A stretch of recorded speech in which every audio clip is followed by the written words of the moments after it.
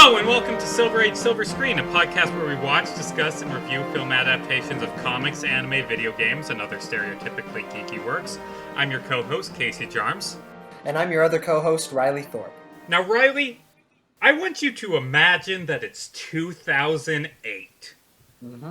The idea of a global pandemic is ridiculous. The MCU doesn't exist. The most popular video game is Mario Kart Wii. I'm pretty sure we would have been in like third grade. Donald Trump is just a reality TV host. I mean, the economy just collapsed in 2008, but I mean, it also did that in 2020 because life is hell. But imagine it's 2008. Right. And then imagine that a movie about a B-list Marvel superhero who is actually, at that point in time, hated by pretty much all comic fans because of Civil War, the shitty comic version. Imagine that Marvel announces that they're going to make a movie about him, starring a failed drug addict in a career tailspin, to be directed by the guy who made Elf. And then jump back to 2020 when there's like 20 plus MCU films. One of them's the most profitable film in history. Robert Downey Jr. has proven time and time again that he's an amazing actor. And Iron Man is maybe even more famous than Batman and Superman. This film impacted superhero cinema so much. We're talking about Iron Man, by the way, as you can see from the episode title. A lot of people have a hard time believing what superhero cinema would be like without Iron Man. Which is funny to think about because when the film came out, no one in mainstream knew who or what Iron Man was. And like you said, everybody in the comics hated him. I think at the time I might have known him from like the 90s cartoon, but that's like it. It's funny, when they were doing some test screenings for this movie, there were people who were giving notes of, I don't understand why you didn't just keep it comic accurate and make it about a robot instead of a man being inside a robot suit. But Iron Man is a man in a robot suit. Oh, really? Yeah, that's how little people knew about Iron Man. And cut to today, in spoiler alert, Endgame, when he snaps and makes the ultimate sacrifice to save the universe, people are crying. And like I said, Iron Man is such an influential character in an influential film, but it all came from a film that people were convinced was going to be a flop. Yeah, and we won't be talking about the MCU except for in how stuff set up in this movie continued on with like style. This will be a review of this film as it is, as a standalone. But props to what this film created. Absolutely. And that's the biggest thing. And Riley, before we get into the review, I believe you said you had some background information on this film and on Robert Downey Jr. So, at the time, Robert Downey Jr. was, unfortunately, a sad joke in Hollywood. He was the son of a famous actor, producer, Robert Downey Sr. The two, unfortunately, don't have a very good relationship anymore. RDJ was a cast member on Saturday Night Live and is to this day considered to be the worst cast member on that entire show. Keep in mind, there's been a lot of people on Saturday Night Live. And a lot of shitty people, too. You know, honestly, I didn't even know until you said that he was on Saturday Night Live, because I don't think of him as a comedy actor. I mean, his most famous character, Iron Man, is a snarky asshole, but I did not know Robert Downey Jr. used to be on SNL. Yeah, he was like in one season in the 80s. And his thing was that he's this like coked out teenage angst guy. I don't know. He made a few supporting character roles in some comedy films like Weird Science and Back to School, more comedy films. Then, in I believe it was either 1992 or 1993, he received critical acclaim for his portrayal of Charlie Chaplin in the film Chaplin. And it was up for Oscars, all these awards, people were raving, he gave such a great performance. Unfortunately, the next over a decade after that was followed by years of drug abuse, jail time, stints in rehab, and he had done movies in between all that, but nothing really reached the height, anything too popular and nothing too successful. So a lot of people were just kind of, unfortunately, waiting to hear the news that he had overdosed or he had passed away. And that's tragic. Very, absolutely. In the mid 2000s, however, he had cleaned up his act due to his wife at the time, and I believe they're still married. I think they're still married, yeah. His wife at the time basically gave him an ultimatum saying it's either me or the drugs, and he went for a drive to clear his head, and he stopped off at Burger King, and according to him, he had the worst cheeseburger he had ever had in his life, and it made him rethink, reevaluate himself, and rethink his values. And he took all the drugs that he had had with him and threw it into the ocean and said, I'm done with that forever. And he had started to have a bit of a career comeback. Films like Kiss Kiss Bang Bang, which is written and directed by Shane Black, which the two later worked together again on Iron Man 3. Yeah, also, I'm pretty sure Shane Black wrote this film. Oh, yeah. He was in 2007's Zodiac, which is a David Fincher film, received critical acclaim and is one of my favorite films of all time, personally. 2008's Tropic Thunder, where he played a very controversial role. Oh god, he is great in Tropic Thunder, by the way. Absolutely. The film is offensive, but it's trying to expose the absurdity of Hollywood. We're getting off topic, but his character in Tropic Thunder is an actor wearing blackface to make fun of the fact that Hollywood doesn't give black actors roles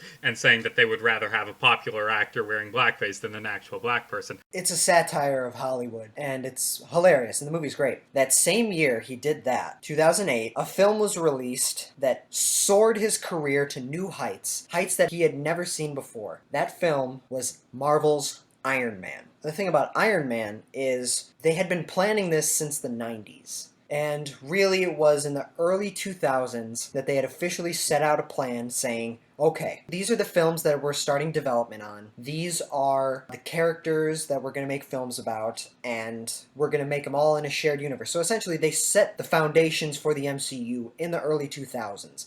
At the time, some of the original films that were announced were a Captain America reboot, a Power Pack movie, which is a team of adolescent, tween, 12-year-old superheroes. They were going to make a Deadpool film directed by Robert Rodriguez, the man who directed Alita Battle Angel, Sin City, and the Spy Kids films, and a bunch of other good films in between all that. Not to say that those movies are bad, just he has a very interesting filmography. They did end up developing 2003's Daredevil, which has Ben Affleck in the starring role, and we all know how that ended up. The MCU did not start with that film, but it was originally intended to. An Iron Man film was among this list of in-development films, and the original actor they had tied to this role was Tom Cruise. Ugh.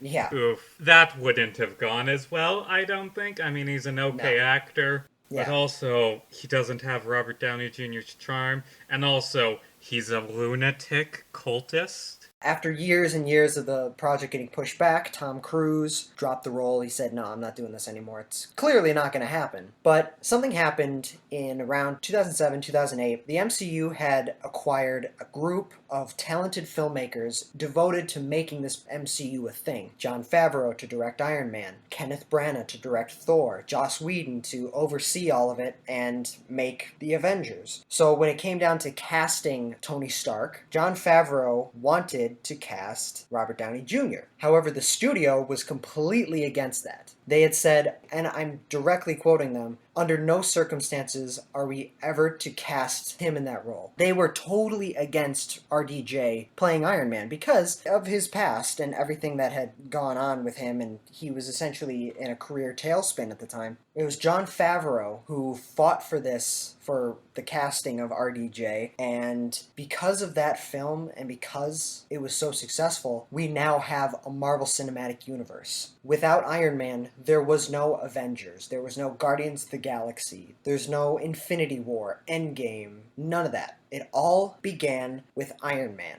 Well, let's talk about Iron Man. So, starting off the recap, we got Tony Stark, played by Robert Downey Jr., genius, billionaire, playboy, philanthropist. Actually, he wouldn't be a philanthropist in this one, or at least not to the extent of... Whatever.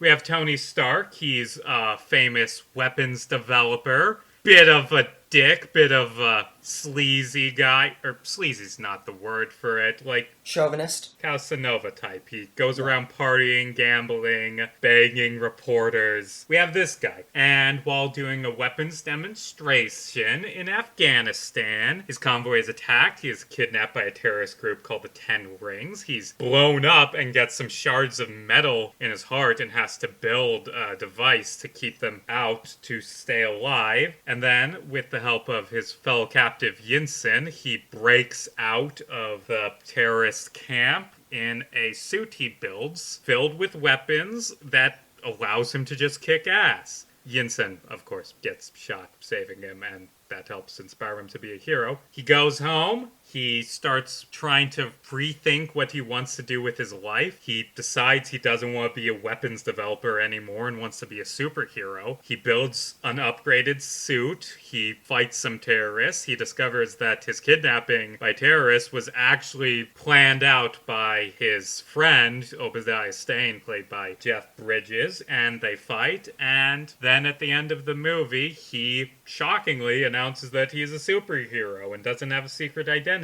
And that's an overview of the film. May have glossed over some things. I should write these things out in advance. But that is Iron Man. Riley, initial thoughts? Well, right out the gate, one thing that struck me as interesting is at the beginning of this film, the Paramount logo appears on screen. And you got to keep in mind, at the time, Marvel was not owned by Disney yet. They weren't bought out until, I believe, 2008, 2009, somewhere in that area. The original plan was they were going to completely fund and produce their own cinematic universe, essentially saying, we don't need big studio backing, we can do it ourselves. And then Disney said, we'll give you $8 billion. And they said, sold! Like, again, I already knew that fact, but it was just kind of took me off guard. I'm like, oh yeah, right. Right out the gate, Robert Downey Jr., despite the fact that the studio didn't want him, kills it as Tony Stark. He absolutely brings the charisma, the charm, the sleaziness. The humor, the arrogance. Oh, yeah, the absolutely. intelligence. I really like Robert Downey Jr. as Iron Man as a character, and you're right, that's one of this film's greatest strengths. Not only does he steal every scene as just this brilliant, charismatic super genius, but I really do like what this film and later MCU movies do. He is a complex character behind the facade of this playboy. He does have some deep, deep issues. Robert Downey Jr. is incredible at portraying that. Honestly, what can we say about Robert Downey Jr.'s performance that hasn't already been said about him in the entirety of the MCU, you know? It's like, he's fantastic. He's great. We all know this. It's just, initially, he wasn't the desirable casting, and despite that, he does such an incredible job as this character, and he just subverted everyone's expectations. One thing that really struck me this time, the casting is fascinating to me. Just everything around it. Yeah, rounding out the cast, there is Gwyneth Paltrow as Iron Man's love interest secretary, Pepper Potts. There's Terence Howard as Iron Man's military liaison and close friend. And there's the film's main antagonist. Spoilers, it's very obvious that he's the bad guy. Jeff Bridges as Obadiah Stane. One thing that always shocks me, whenever I think about this, I know Jeff Bridges is in this movie. But every time I think about it, for some reason, I'm like taken aback. Because I'm like, Jeff Bridges is in the MCU. It's just, I don't know why. It just, maybe it's the fact that I love The Big Lebowski as a film where he plays the dude. I don't know. It's just every time I think about the fact that Jeff Bridges is in the MCU, it's like, damn. Also, that creates a weird little actor paradox that Iron Man in the fourth Avengers movie makes a reference to the Big Lebowski, even though his father figure was played by Jeff Bridges. That's weird. Yeah, it's a bit weird, but what are you gonna do? Gwyneth Paltrow, Terence Howard as James Rhodes, aka War Machine. Later. But yeah. Yeah, later on. Terrence Howard actually did not reprise his role as James Rhodes in future films. This is the only film where he played Rhodey.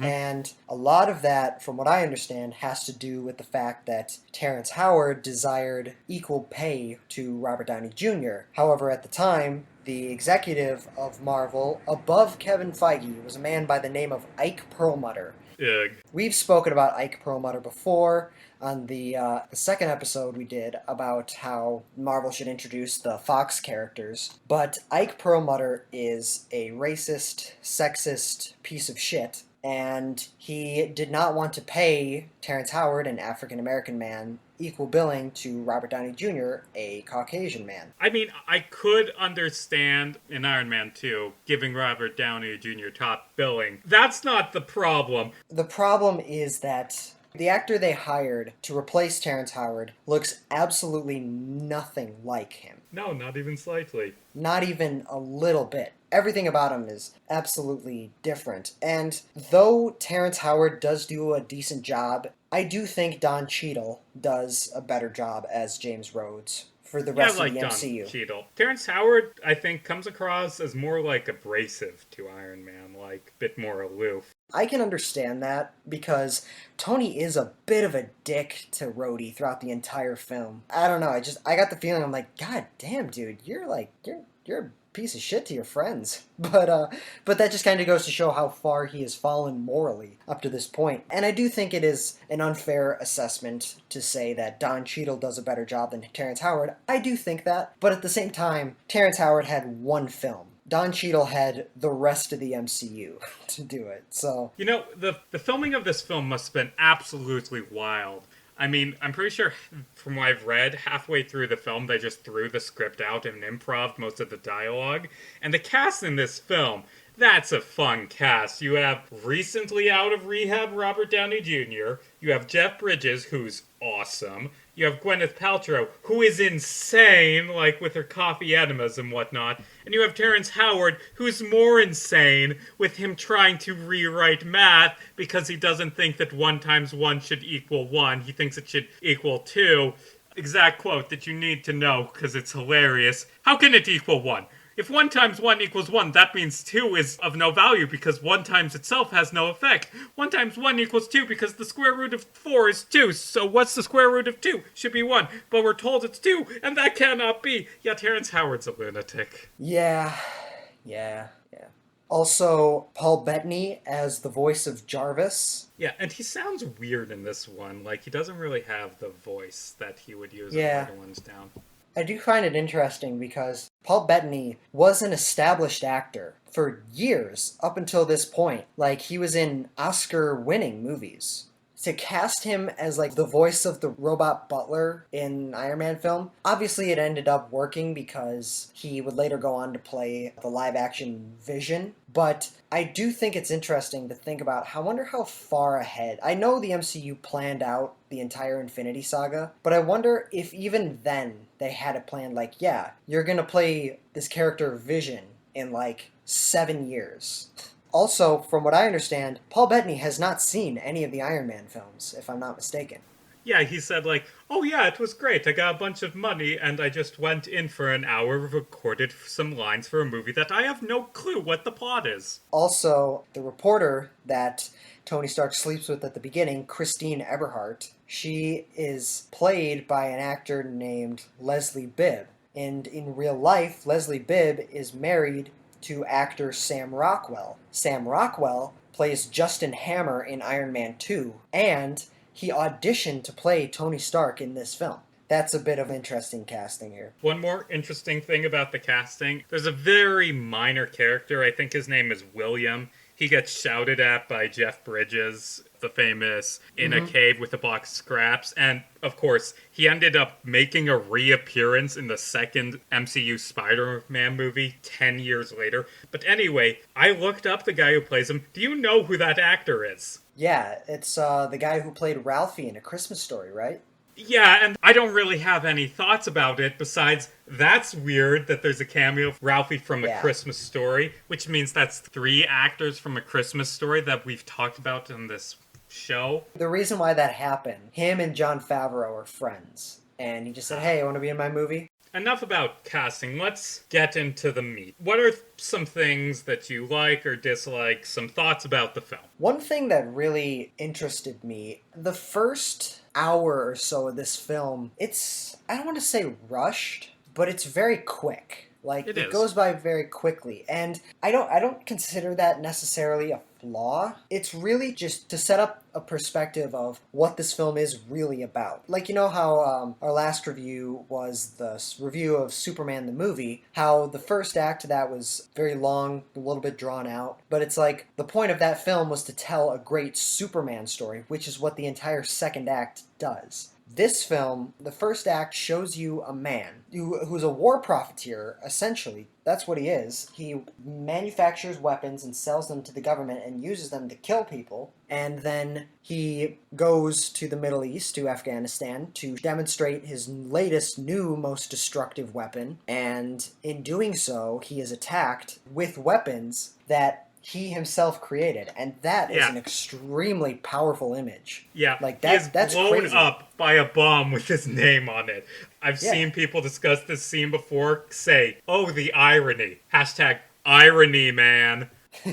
From then, he spends the next 3 months in a cave where he is forced to manufacture a weapon for the Taliban, or the Ten Rings in this film, which is a reference to the Iron Man villain, the Mandarin, which later made an appearance in Iron Man 3, but we don't Kind know of. how that ended up. Although I will say the Mandarin is set to be the villain of the Shang-Chi and the Ten Rings, right? Yes, that's it. He's set to be the villain of the Shang-Chi in the Ten Rings film. So instead of building the weapon, he builds himself a machine to help him escape. And along the way, he sees the destruction that his weapons cause, and he realizes firsthand how much harm he does. And being the guy who's been at the barrel of the gun that he produced, the entire film from then on is a story of redemption. Yeah. He's been using his talents to kill people, but now he decides that he's going to use it to not only free himself, but once he gets out of the cave and Yinsen sacrifices himself, he decides, I'm going to use my gifts to help the world and create the Iron Man. Or, it's not considered Iron Man at the time, but point is, the beginning is very rushed. Up until, I would say, the Mark II flying scene, the silver suit, everything before that was very quick. After it sort of evens out. Before that, you show this is who he is, and then we see what he is experiencing. Like, this is what has been happening to him, and this is what he's now realizing and changing. The rest of the film is him trying to correct himself, to redeem himself in the eyes of the world, of which he's done so much wrong towards. And that's like for the first half of the film.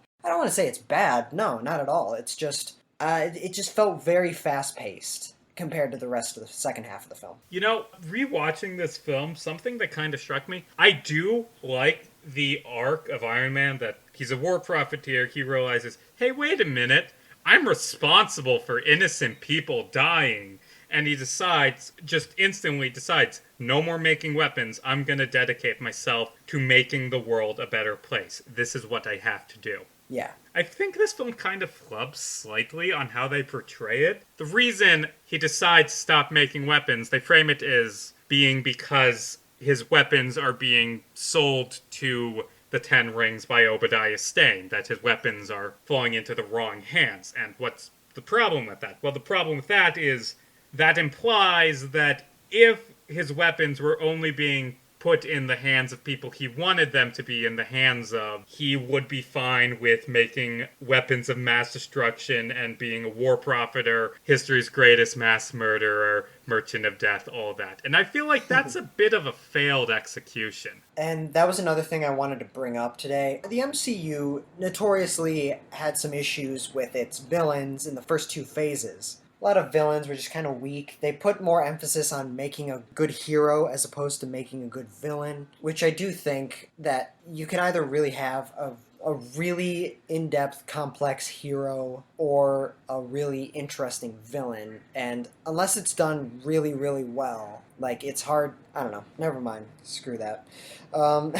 So I wanted to bring up the idea Obadiah Stane as the villain. I like him as the villain. He's this Again, another war profiteer. He creates the Ironmonger armor, which that's mentioned at one point in the film. He's essentially the dark counterpart of Tony Stark. I think as a villain, on paper, he works. The problem with him as a villain entirely has to do with motivation. It's the idea that he just out of nowhere is like, oh yeah, I hate Tony Stark. Like, that's fine. That scene where they're at the event, the gala or whatever, and he tells him, like, yeah, I'm the one that filed the injunction on you to cut you out of your own company. That is interesting, because that was the first time you realize, oh, he's the real villain of this film. Yeah. Okay, well, let's be honest. The moment you see him, you know he's the real villain.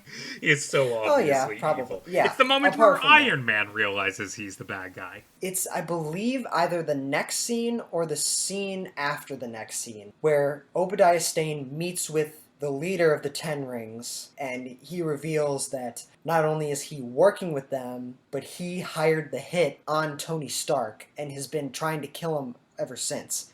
That is where they messed up. See, I think what would have worked instead is make him just this corporate greed war profiteer guy who is like, yeah, Tony's trying to take it in a different direction, and Obadiah is like, no, this is what's best for the company, and his entire motivation is trying to take the Iron Man suit for himself, because that's what he sees as right, versus Tony thinks that it's not, obviously. So what it should have been, he did not try to kill Tony in the beginning. He wasn't working with the Ten Rings initially. But as the film goes on, the wedge between Obadiah and Tony becomes bigger and bigger, driving them apart. And in that, Obadiah goes to the extreme of making his own armor because that's the best weapon you can have in a war, and that's what they're going to do. They're going to sell that weapon. Him as a villain works on paper. It's just the motivation they gave him is so out of place and so last minute. Like, it happens 2/3 into the movie. It's this twist, and it's so rushed through, and his desire to kill Tony the entire time, that just doesn't work. This idea that he wants to kill Tony because he's in his way, that would have been so much better, but they didn't do. So he had potential, but they messed up on his motivation. I will agree that Obadiah Stane has some dumb motivations. I do think the character does work, though, because Jeff Bridges just gives in a pretty good performance. Oh, yeah. He's very good at being an evil, corrupt executive who tries to murder the main character.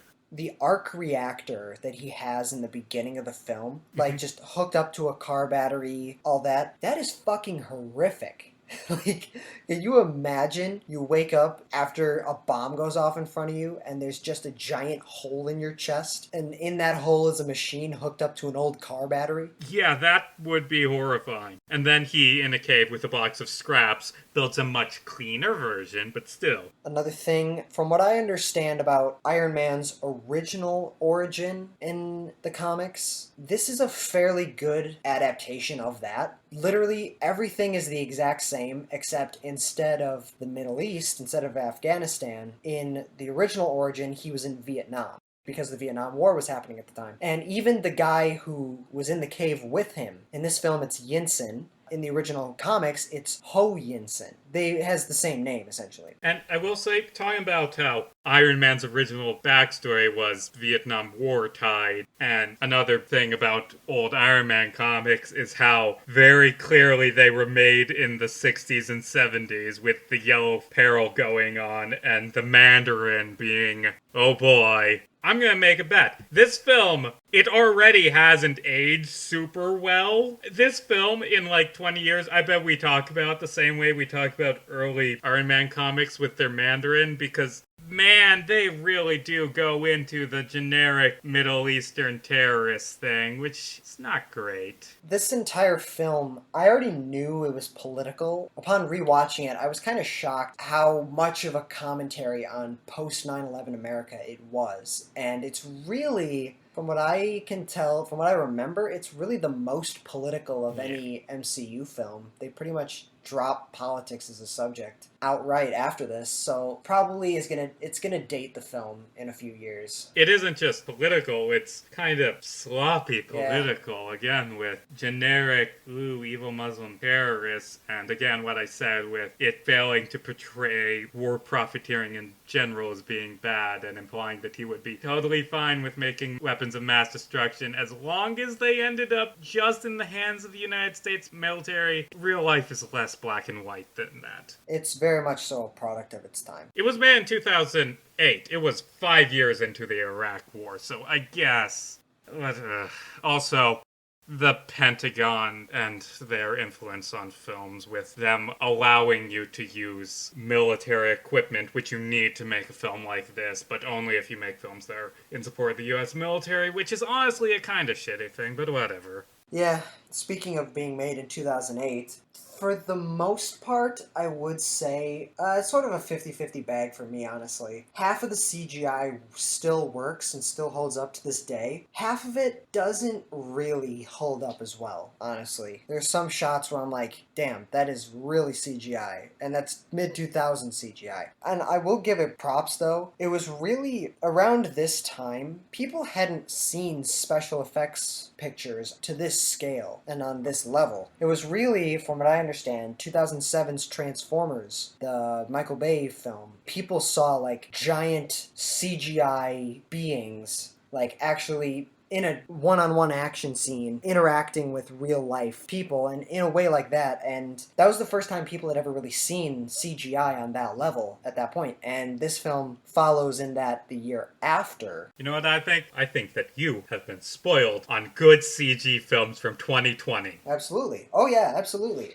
I agree. It holds up fairly well, I would say. It's just looking back at it, it does. It's just there were times where I'm like, damn, that is CGI. While we're on the topic of special effects, you know what is probably the best thing I can say about these special effects? The Iron Man suit design, not only is it well animated for the time, I really like the Iron Man suit design. It's comic accurate. It looks like something that, I mean, not something that could really exist, but something that doesn't look out of place in the world. And something I really like about this suit that they kind of lose on some of the more recent Iron Man suits, even if they're better animated. This suit looks really physical and like it has weight. And that's because in some shots it is a real costume. Right, exactly. The CG on the bleeding edge armor in Infinity War is great, but it doesn't look like a real thing like this one does. The Mark III suit has weight. Something they do a lot in modern MCU movies is just have the masks be made out of nanobots and fall apart, and I hate that. Like, in this film, there's like a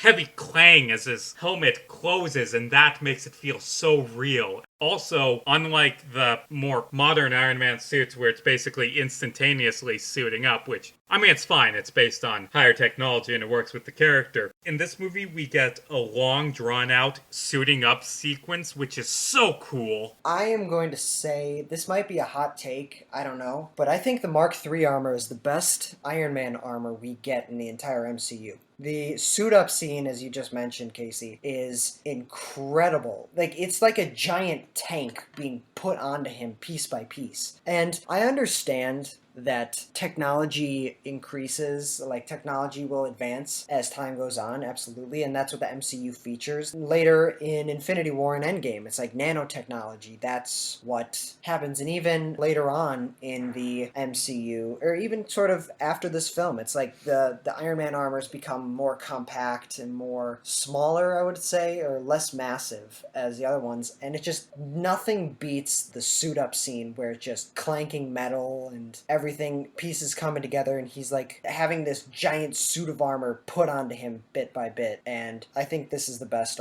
suit of armor we get in the entire MCU. Also, another thing that makes it work, I believe, Casey, you just sort of alluded to that, the sound design and the music of this film is outstanding. Obviously, and this is a really good characterization choice. Iron Man is a big fan of 80s rock, which is great because that means they can play the song Iron Man, which is weird because that song has references to Iron Man, the comic character, but in this film it's twisted so he's partially naming himself after a rock song. It's a great characterization. Also, even like the instrumental music, like the core theme of this film, it's really good. I'm pretty sure it's called Driving with the Top Down, and it like plays during his fight scenes. The film has good music. Oh yeah, music is great, sound design is great, hearing the suit just be put together and move and all that. This film sounds incredible. Also, the first fight scene where he suits up and travels to Afghanistan to fight the 10 Rings,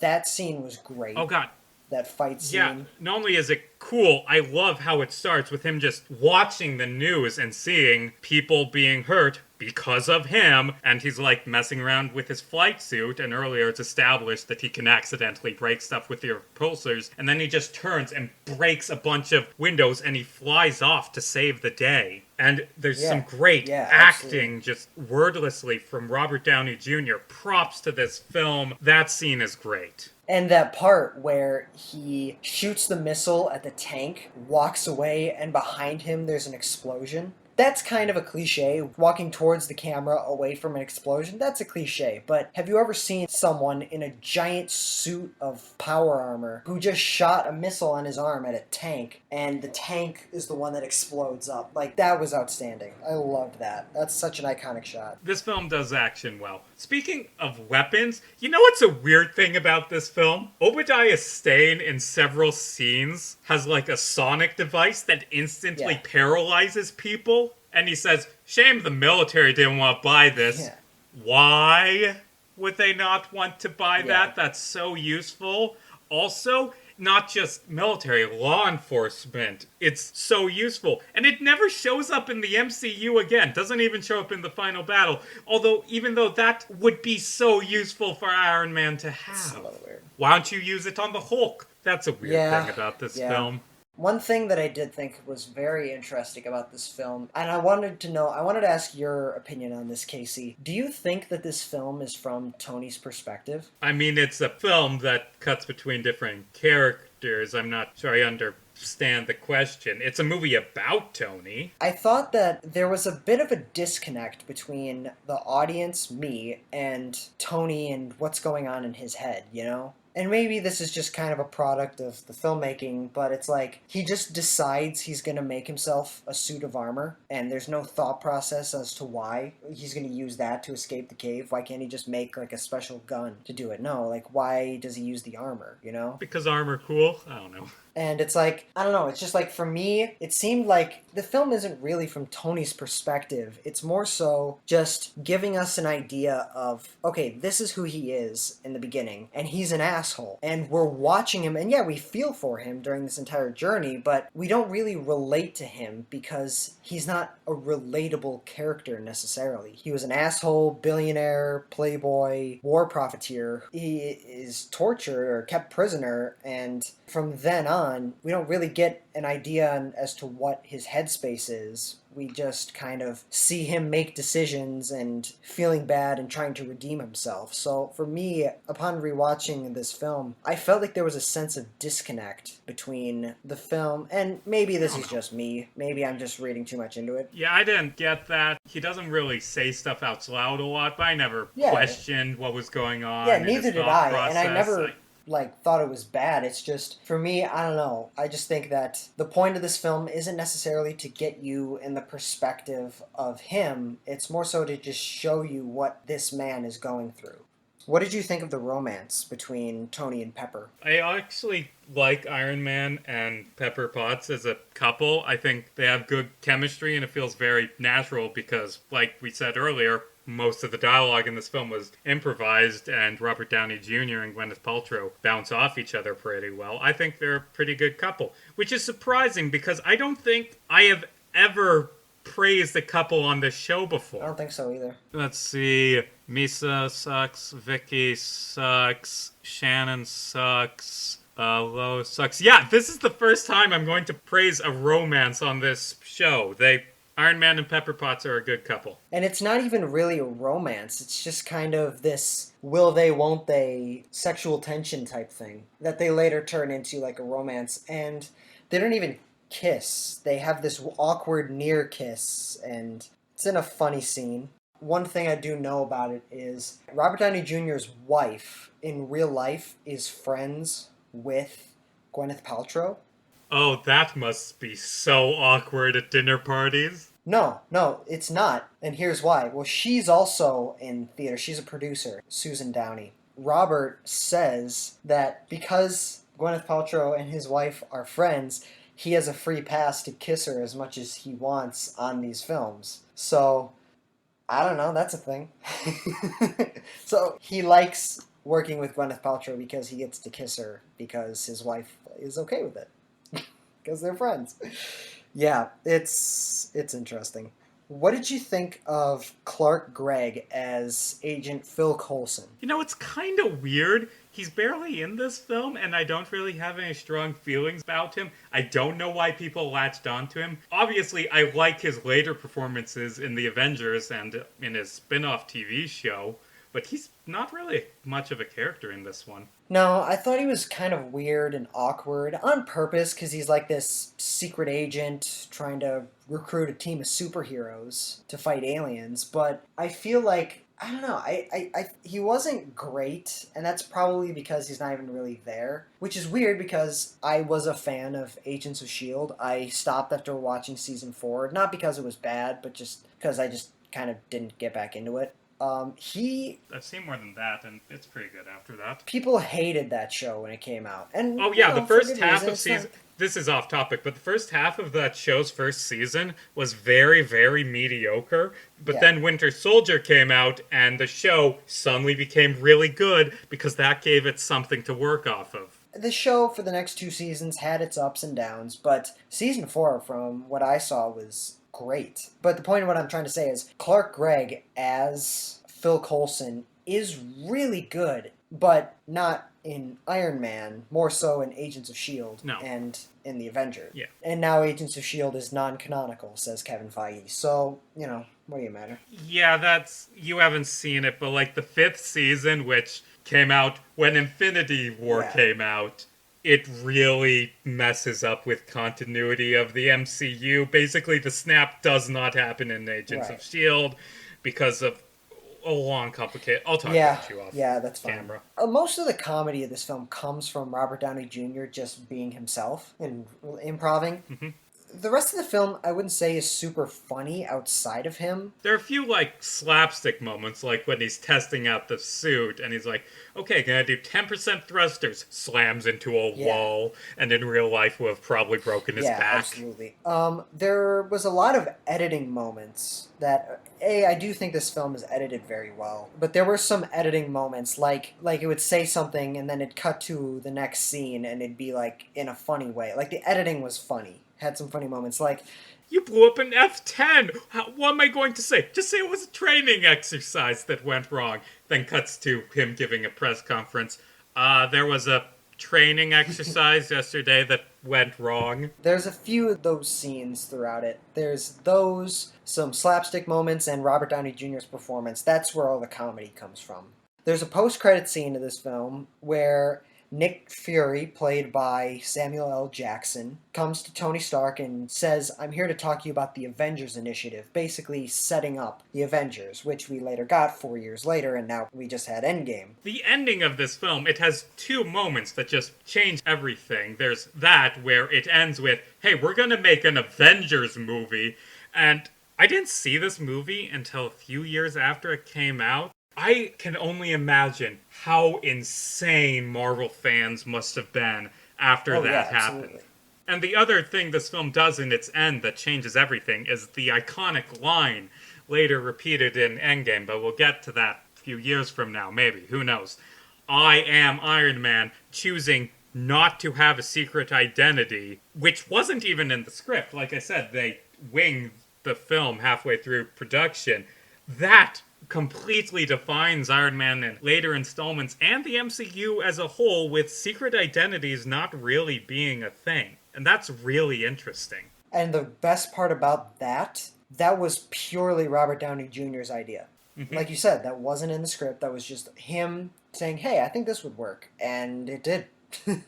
The reason why Samuel L. Jackson played Nick Fury is because in the early 2000s, Marvel had created the Ultimates universe, where basically people who wanted to get into comic books but didn't know where to start, they didn't know if they were going to be in the middle of a story, They didn't know who's this character, who's this, what's going on here. The Ultimates storylines were an alternate reality where it's a reboot of the main Marvel 616 timeline, where it's an updated version of these origins and basically saying, okay, if you want to start on comic books, here's where you start. Although you shouldn't start on the Ultimates, because most of the Ultimate stories weren't very good, and also all the characters were assholes. Right. Although Ultimate Spider-Man was good, and it gave us Miles Morales. Right, exactly. And it didn't work out in the end, but it was a good idea. In the Ultimates universe, they changed Nick Fury as a character a bit. Nick Fury in the main timeline is an immortal man who fought in World War II, and he is Caucasian. In the Ultimates line, they made him a mortal man whose dad fought in World War II along with Captain America. And Nick Fury in the Ultimates universe is an African American.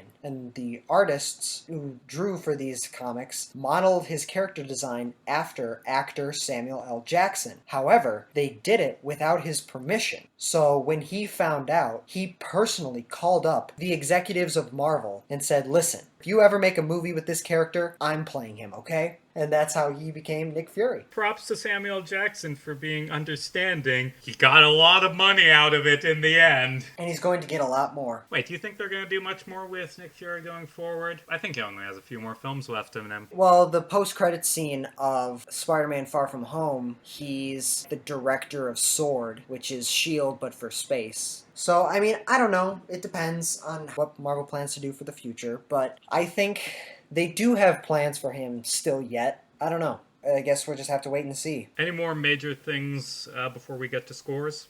Really just one thing. Stan Lee created Iron Man. The late, great Stan Lee, may he rest in peace. Mm-hmm. And Jack Kirby. Everyone always forgets Jack Kirby. And Jack Kirby. They created Iron Man to challenge themselves. They wanted to make a character that no one would like, but would like anyway. That's how Tony Stark was created. And that is what Robert Downey Jr. was able to bring out as an actor in this film. Like we said at the start of this review, the best part about this film is Robert Downey Jr. as Tony Stark. Who'da thunk, huh?